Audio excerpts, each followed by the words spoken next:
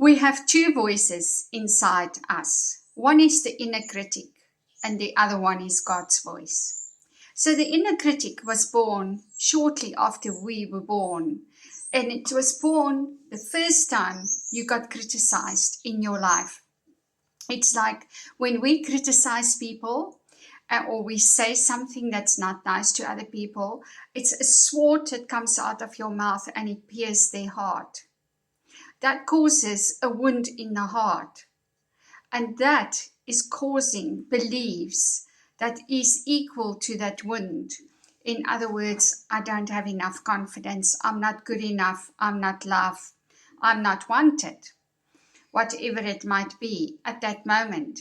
But that happens in the first 7 years of our lifetime, because that is when we like sponges, no filters, and we are taking on everything as our truth.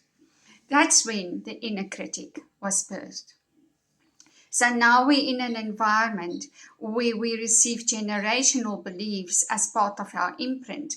And those beliefs might not be for you, but you still receive them because the parents never healed their wounds and they don't even realize that they are hurting you or causing criticism within you, giving birth to that inner critic.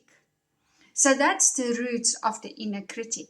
And then the inner critic becomes a subtle theft of our dreams, because you will get opportunities on your path, but you're not going to see it as an opportunity, because the inner critic is going to jump out and say, but what if? But don't do it. The risk is too high. What if? And that is blocking and stopping you and keeping you stagnant in the matrix that you've been put in. You don't need to stay in that. It robs you of your confidence. When the inner critic jumps in and blocks you, it's also going to tell you that you don't have the confidence, you're not clever enough, you don't fit into that group, and therefore it robs you of your confidence. And it now causes compounded damage to you, because you are stagnant in what was there before.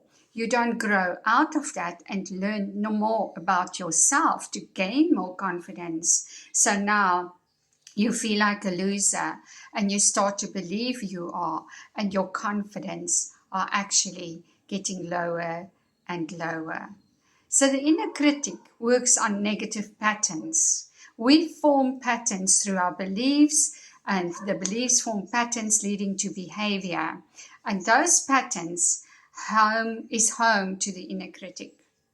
So when you change your beliefs and you change these patterns, the inner critic doesn't have a space to stay anymore. And that is when you claim your true self, your authentic self. That is when you step up and say, I'm more than this. I don't want a life like that. I want a life like this. And you start to work towards your awakening to you. That is what the awakening is about. It is the awakening of the God divine pattern within you that's never ever been released, or it's totally untapped. We all have it. But we need to step out of the pattern and the comfort zone of our generational beliefs to tap into that divine pattern that leads to self-love. Isn't that absolutely beautiful? So now let's talk about God's love. So God's voice sounds different. That is the voice that will guide you, that will speak to you during the day, or when you're on your own, when you're alone. That voice is coming through and say, you need to write that book. Then the inner critic steps in and say, oh no, you don't have the skills, you don't have the money, you don't have this, you don't have that. Can you see the play between the inner critic and God's voice? So God's voice will always take us closer to our purpose. God's voice will lead us away from people who are not good for us. God's voice will warn you about certain situations.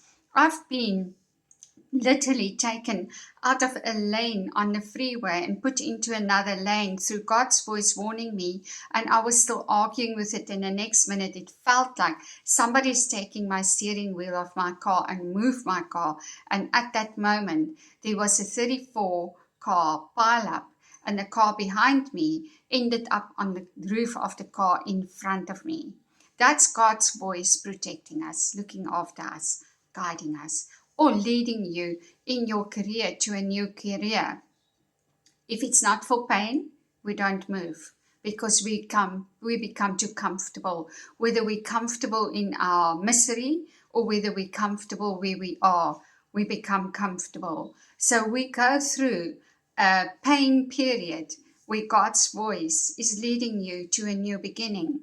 So that's God's voice. There's always good at the end of that voice if we learn to follow it. So you need to discern between the inner critic that is keeping you hostage in pain, in limits, negative mindset, not believing in yourself, repeating the same cycles again, keeping you in trauma, where God's voice is leading you out of this trauma and into your unlimited potential and your purpose. So learn to listen to the right voice. Step out of your comfort zone. I'm Madelaine Gomes. I'm a doctor of metaphysical science. I'm a trauma healer, a pranic healer, a mindset alchemist. I help my clients to step into their full potential, heal all their trauma wounds, and switch on the light in their hearts because we so need it at this time in the world.